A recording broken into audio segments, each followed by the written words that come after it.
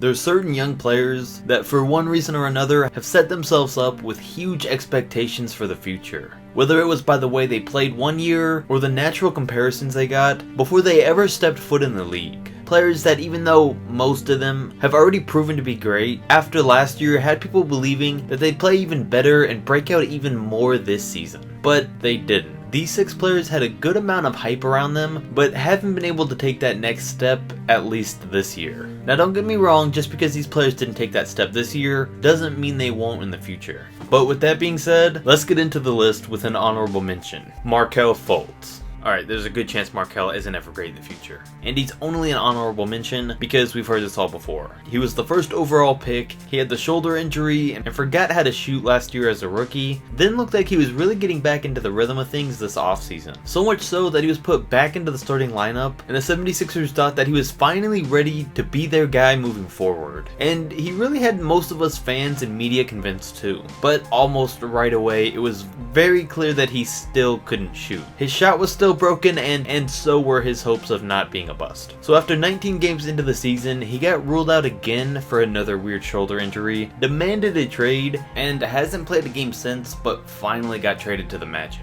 I mean, people were really convinced Markelle was going to come back this year and be somewhat of the first overall pick he was supposed to be, but instead his problems have been just as bad as they were when he was a rookie. Number 1, Jason Tatum. I think after last year's playoffs, everyone overrated Tatum. Don't get me wrong, he's still got superstar potential, but people thought he was going to be way too good, way too fast. And with how little he's improved this season compared to last, that couldn't be any more true. Now, the overly stacked Celtics team does have a lot to do with him not being able to improve dramatically, but still, they had the same roster last year, and people were still saying he was going to be the league's next big breakout star. And we're over 50 games into the season, and we haven't really heard too much from him. Now, after Kyrie leaves the Celtics next year, this might be a different story. But for now, last year he put up 14 and 5 on 47% shooting and 43% from 3, and this year he's putting up an improved 16 and 6, but only shooting 45%, and a big drop down to only 37% from 3. You know, while we're on the subject, we can even mention Jaylen Brown, who's also suffering from the Celtics being too stacked, but even with that, like I said, people knew how stacked this roster was, and a lot of sites even had Jaylen as being a top 10 shooting guard going into this season, because of his good offense, his great defense, his 3-point shooting, and because people thought he was going to take his game to the next level this year, which of course he didn't. Last year he put up 14 and 4 on 46% shooting and 39% from 3, and this year he's not only playing worse, but he got moved to the bench because that's where he was a better fit, and is averaging just 12 and 4 on 45% shooting and again a big drop to 32% from 3. But hopefully once this roster thins out, these guys can really shine, but so far they haven't taken that big leap yet. Number 2, Josh Jackson. Josh Jackson had a ton of hype around him coming out of high school and college. He was a 5-star recruit, and then a freshman at Kansas that put up 16 and 7 and went 4th overall to the Suns last year. So there's always been high hopes for him, but he had a disappointing rookie season, only putting up 13, 4 and 1 on 26% from 3. So a lot of people thought, and the Suns hoped, that Jackson just had a bad season and would turn things around as a sophomore.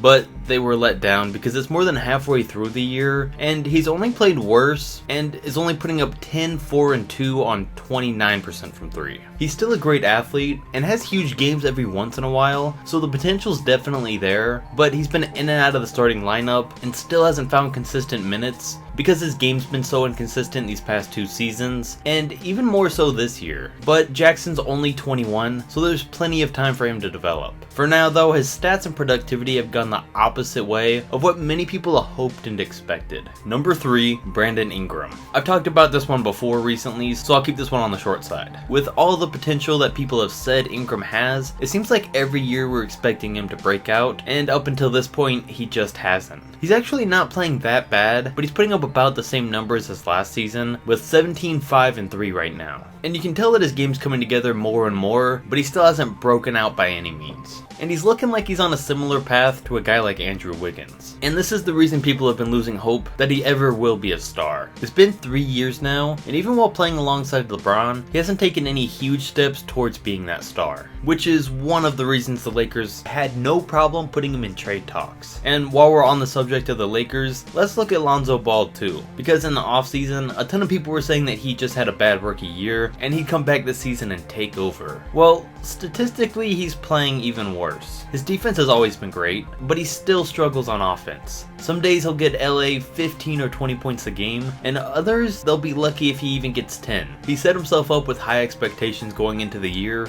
but the man still doesn't have the confidence or consistency to be a great point guard in the league right now. One day he can turn things around, but unless he makes some major improvements quickly, there's a huge chance that he's not going to be a Laker next year. And I mean, who knows how being on all those trade offers are going to affect him for the rest of this year. Both Lonzo and Ingram still have potential, but failed to live up to it as much as everyone's expected this season. Number 4, Victor Oladipo. Of course, Oladipo went out with that nasty knee injury, and hopefully the man recovers soon. But even before that injury, he wasn't playing nearly as good as he was last year. And let's look back at last year when he got moved from OKC to the Pacers. Back when he was playing on the Thunder, he was putting up 16, 4, and 2 on 44% shooting. He was known as a good defender and a solid scorer, but then he gets traded to the Pacers, who had no star player, and he really became that star as soon as he got there. By putting up 23 points, 5 rebounds, 3 assists, 2.5 steals a game, made the All-Star game, and led a Pacers team that at first glance looked like they were about to start rebuilding to a 48-34 record and to a Game 7 in the playoffs against LeBron and the Cavs. And all of that won him the Most Improved Player award. Which brings us to this year, where people thought that Oladipo was going to take even another step towards becoming a star in the league, but instead he took a step backwards. He has helped lead this Pacers team to a much better start to the season, but personally, he went from the stats that we mentioned earlier to his scoring numbers dropping a big amount to him now putting up 18, 5, and 5 on worse shooting numbers across the board. And maybe he would have stepped things up in the second half of the season, but now we'll never know. And we'll have to hope that he comes back next year is just as good or even better than he was last year. Number 5, Jabari Parker. Jabari Parker, who was predicted to be one of the NBA's next big stars, has had a rough few years in the league dealing with injuries, only playing over 50 games in a season once in his first 4 years. Now a couple years back, he's shown that he does still have potential if he can stay healthy, when he averaged 26 and 4 on solid shooting numbers for the season, even though he only played 50 games that year. And then last season, he once again dealt with injuries to the point where he only played 31 games. And that, combined with the emergence of Giannis, who plays the same position, meant that he came off the bench pretty much the entire year and only averaged 12 a game last season. And unsurprisingly, the Bucks let him sign with the Chicago Bulls after the season. So Jabari had something to prove, and he had a lot of people believing that he could finally break out on this young Bulls team and go back to being that 20-point scorer and show why he was so hyped up in college. But he's done neither of those things. Instead, he was at one point completely taken out of the Bulls rotation, and even after he was back in it, he still had games where he completely sat out. But now he's going to get another chance on the Wizards to prove himself. But at least for the first half of this season, he's had games where he plays great, but he's still too inconsistent, and it's safe to say that he's been disappointing compared to what everyone had in mind for him, including the Bulls, who offered him his $20 million a year contract. He should be a good fit for Washington though. With John Wall out, this will be his chance to thrive on a team and prove that he really can be a 20-point per game scorer. He couldn't live up to that hype in Chicago, but for his sake, hopefully the Wizards are a better fit. Especially due to the fact that there's no chance they pick up his team option for $20 million next year. So unless he really turns things around, the man's getting paid a lot less next season.